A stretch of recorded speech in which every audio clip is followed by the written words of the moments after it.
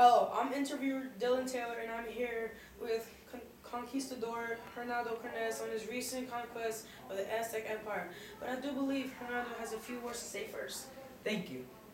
If you do not already know, I am Hernando Cortez, and I am the man responsible for the conquering of the Aztec Empire.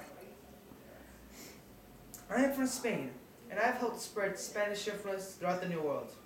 Now, may we begin the interview?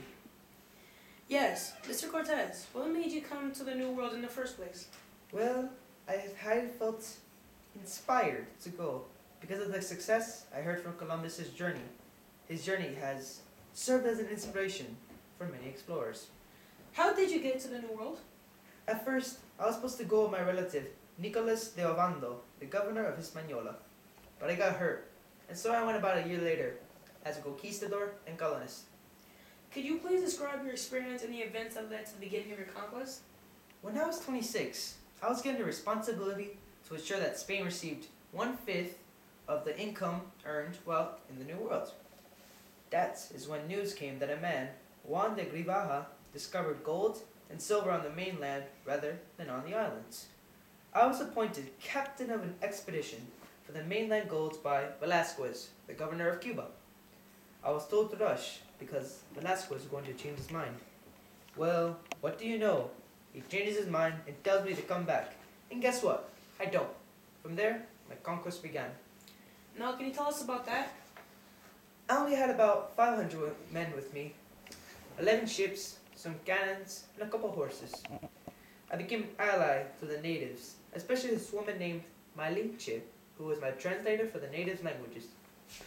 I took over a native area known as Veracruz and burned up my ships so my men couldn't leave. I marched into the city of Cholula with other native groups on the Aztec Empire. I destroyed the city and killed many of its nobility.